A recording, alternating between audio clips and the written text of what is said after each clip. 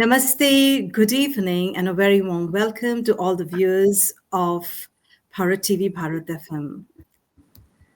Dear viewers, January 5th was the birth anniversary of Paramhansa Yogananda, a great yogi from India who had a long standing influence in the American yoga movement, and especially in the yoga culture of America, which led him to be considered by yoga experts as the father of yoga in the West.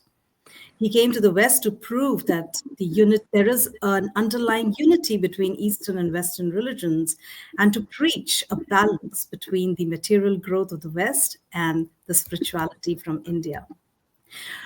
We have with us today a very dedicated practitioner of Kriya Yoga as taught by Paramhansa Yogananda, a teacher, an author, a mystic, and also a practitioner of Ayurveda, Mass Vidal, or Maheshanda.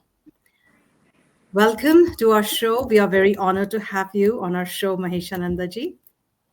Thank you, Anjalee. It's nice to be here after some time. I'm glad to see Bharat TV is growing.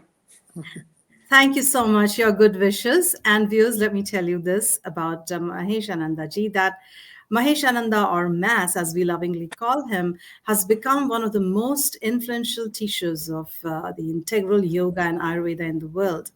He offers unique certification and educational programs internationally and maintains an active counseling practice that embraces Vedanta, Ayurveda, and Vedic astrology. And as the founder of Dancing Shiva, he's an American education and consult, which is actually Dancing Shiva is an American education and consulting organization. He promotes health, wellness, and societal reforms by means of embracing universal spirituality and a natural approach to lifestyle. So today we are going to talk to him on the birth anniversary of Paramhansa Yogananda. That what attracted you to Yogananda's teaching? Well, like many Westerners that were drawn to this connection that yoga had to Jesus, that was compelling to me because never, as a Catholic boy growing up, had I heard of such a correlation that perhaps Jesus was in India, or that the Christian teachings are based on the deeper Sanatana Dharma. And that was fascinating to me. That was very intriguing to me because I had many unanswered questions. And as a spiritualist, I find that it's important to know your teacher, not just know the teachings of the teacher, but to know the teacher, his life. And that life that Jesus lived, pardon me, that Jesus lived had a lot of unanswered questions, and still to this day continues to leave a lot of unanswered questions. And that was very important to me, and pardon me, and then drew me into the greater teaching that is Hinduism and Sanatana Dharma. So I'm grateful for that, as many are. Many stay within the teaching and they stay connected to the Kriya Yoga teaching, of which I still practice very diligently. But for me, it became a culture. It was basically the great culture that has changed my life. And that's very important because in the West, we don't have a clear culture that is correlated to Christianity. Christianity is missing a lifestyle. It's missing principles that one can live a natural and practical life. And this was a big shift for me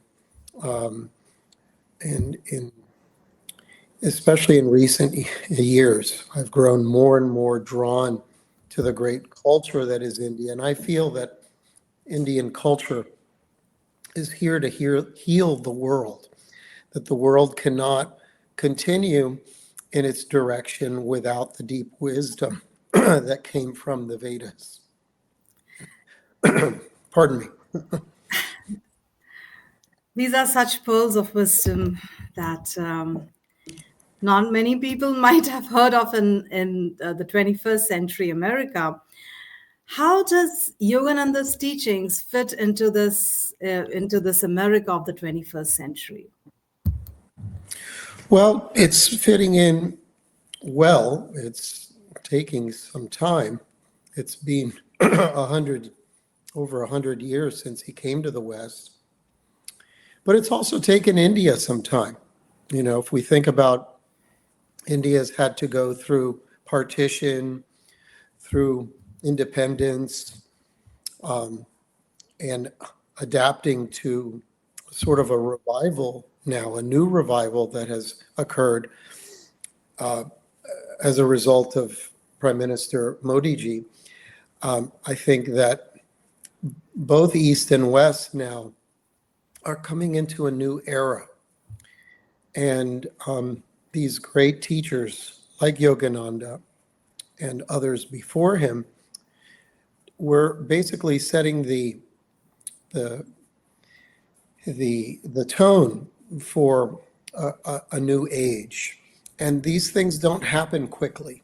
People have to realize that these movements happen over centuries and centuries and centuries, and eventually over millennia.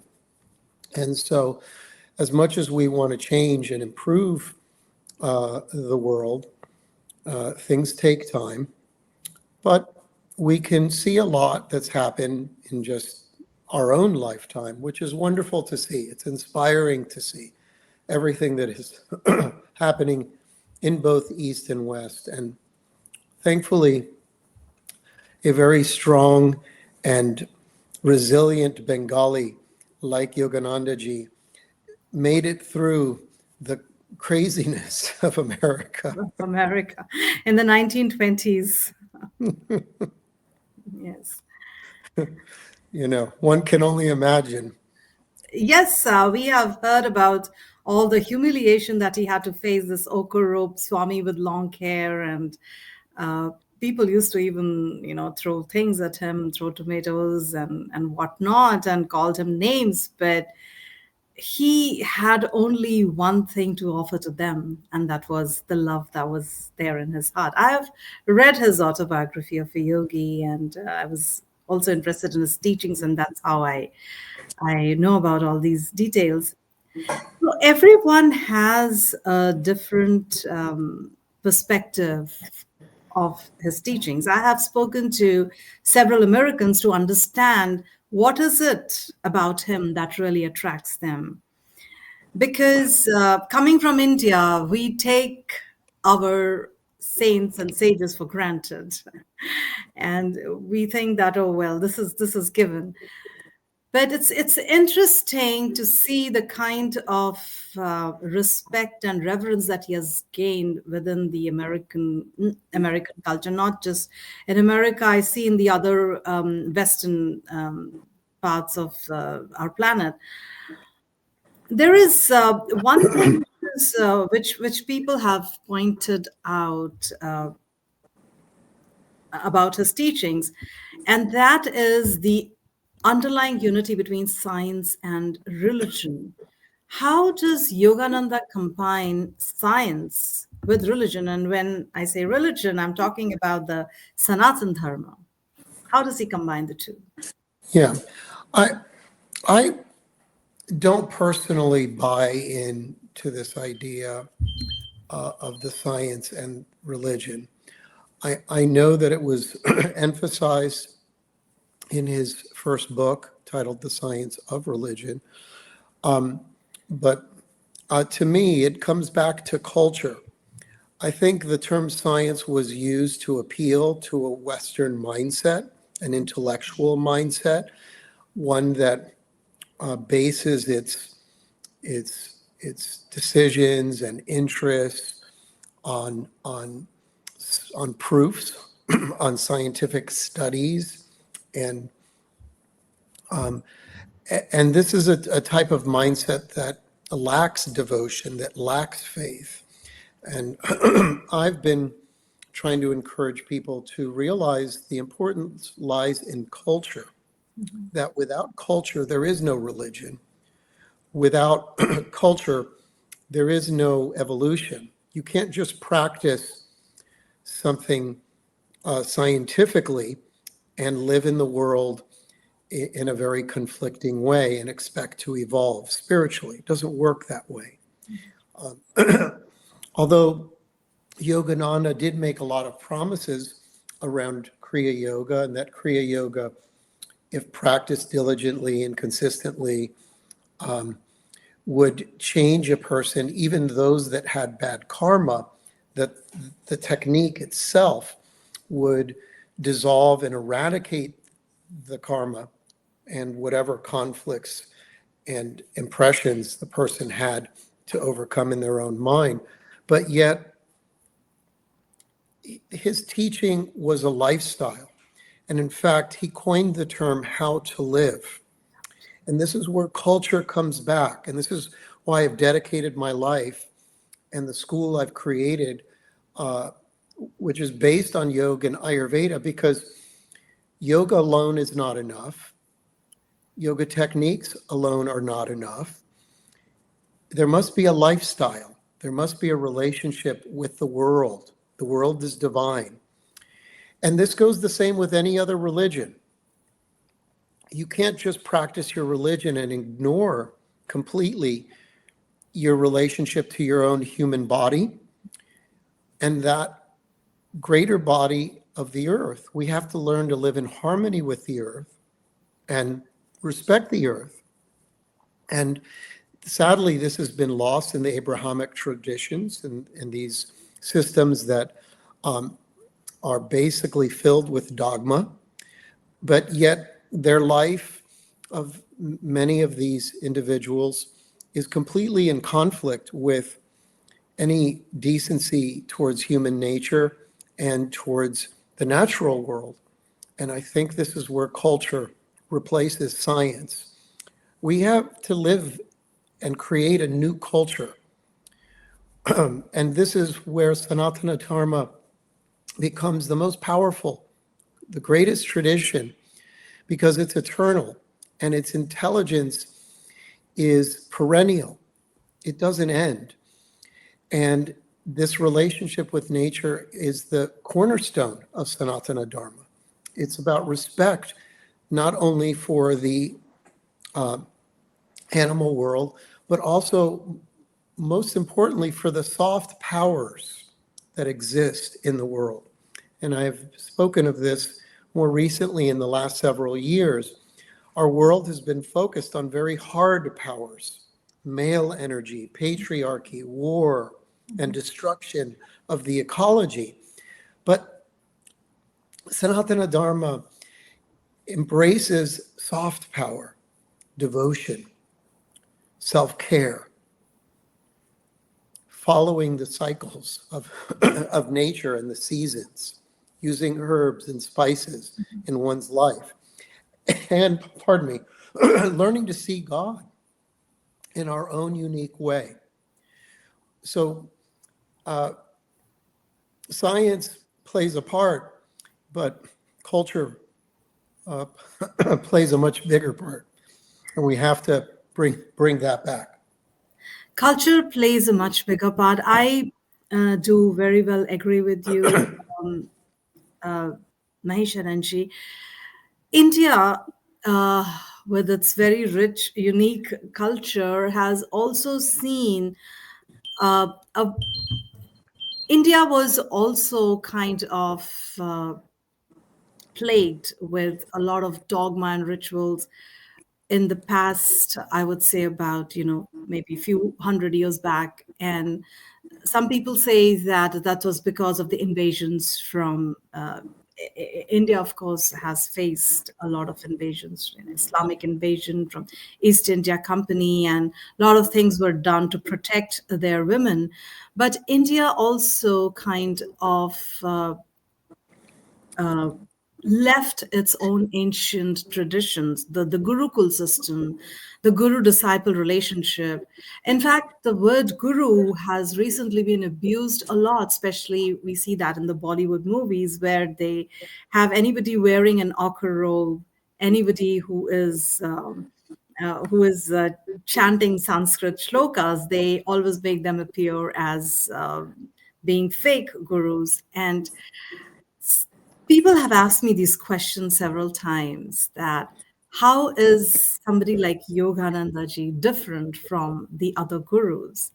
Uh, well, yes, of course, they say that he came long time back. It's been a long time since he has left his body. But how do we differentiate between a true guru like Yogananda and others who are well, I'm not a judge of people, but uh, I would say that others who are not really teaching Sanatan, how do we differentiate? Yeah, that's a good question. Of course, my view is going to be a bit biased, but I think Yogananda brought a very specific and a very creative way to adapt the teachings. And even though he was criticized by many of his contemporaries that he was changing the original teachings, I would say that just he wasn't changing them. He was adapting them to a new age, and that was his genius. And he taught that these teachings are universal. They are the core building blocks and foundations of all the modern religious traditions. And most importantly, and I think this is the most important thing that everyone needs to know about this great movement of Sanatana Dharma, is that the teaching that we're speaking of is not the teaching of an invaded India. What we're trying to do is bring everyone back to the original principles that existed on the land of Bharata. That's a And very important point that you made, yeah, Maheshanda. Sorry, I didn't mean to interrupt, but I want to reiterate that point that the teachings that Yogananda brought to the modern world are not the teachings of invaded India. These are based on the teachings of the ancient rishis of the Vedic era. that's correct. And he would also always often reference that.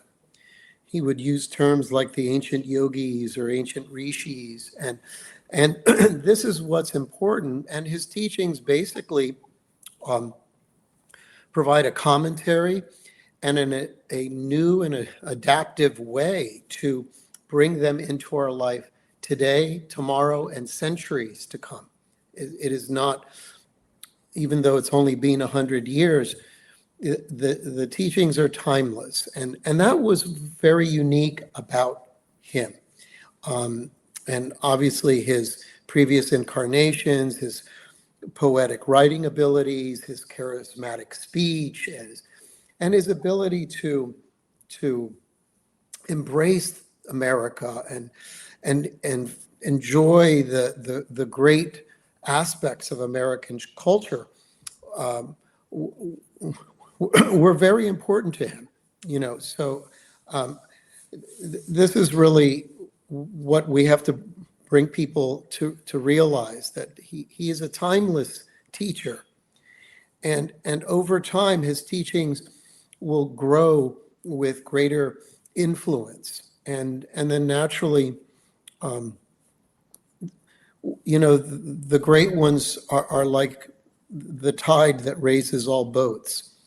They individuals like him will increase the importance of all the other gurus. And he said that, don't follow me, follow the teachings. And if the teachings don't work for you, then find a teaching that does work for you, but find something. Exactly. Find something. Your life, human life, is meant for a higher purpose. That's what I have read in his teaching. It's not just about eating, sleeping, and procreating and going for a job. You're more than that. So I have one more question, Maheshan and Jason. So come from a strict Catholic background. You have adapted to Sanatan Dharma. Sometimes I have heard from some people, because after Yogananda ji left his body, some of his very advanced disciples who were Americans, they did take over his legacy, and if you ask me, they have done a phenomenal job. But since they were originally not from India, the question that I sometimes have seen people ask to Yogananda ji's followers, that is it a Christian organization? Or it's a Hindu organization, and I am at loss of words to explain that it's not Christian or Hindu, but I would like to hear your views on it. Yeah. No, it's important for people to understand. I think first and foremost, we have to pay homage to Lord Krishna. Okay. The figurehead of the whole tradition is Krishna. And Krishna plays a very important role in the dissemination of the yoga teachings. And he mentions this in particularly the Bhagavad Gita, that he would reappear on earth at different times in different ways as is needed for the world. So the tie-in of Jesus was just a clever idea based on Yogananda's gurus to reawaken a dormant Western society to the original ideals and the original teachings that Jesus taught.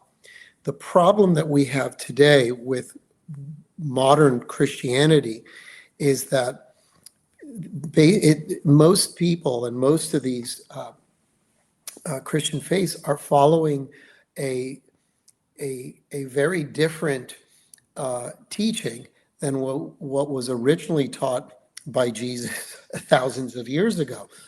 And many don't know why they're calling him the Savior and why they believe that he's the only Son of God, which are things that he never himself proclaimed. And this has been a big misinterpretation of the teaching. So we have to really look at Kriya Yoga is an original Vedic Hindu yogic tradition that points out that Jesus and his teachings have similarities. And perhaps he was teaching the same system, maybe slightly different thousands of years ago. But first and foremost, this is a great teaching and a great wisdom tradition that comes from the Vedas, that comes from India, and that's what it is. And we have to realize that, we have to respect that, because if we try to make it something new, just to appease the shallow mindset of an intellectual mindset of the Western world, then we're in trouble. And I say, stick to the real truth and what the real purpose of the teaching is, and those that are ready will find it and really appreciate it. So this is the way I look at it, and I tell people that this is an Indian teaching, and it has wonderful similarities to the Western Christian teachings. And in fact, you might find greater authenticity and practicality in the way Yogananda taught about this connection, because it's a holistic view. You have to look at what he's presenting is that it's a holistic system. It isn't just to go to Sunday church system. This is an everyday church, and the church is within you. And these are things that will take time, but we are seeing these changes take place, and the unity and the bridging of East and West is slowly coming together. And this is a beautiful, beautiful thing to see. And we have, all of us as Sanatanis have a lot to celebrate, because this was the wish of many great sages, and they all recognize Jesus as their own. And this is something that this is an example that everyone needs to learn by, and especially many in the Christian faith. Sorry to say. Great masters, yogis, saints of any faith,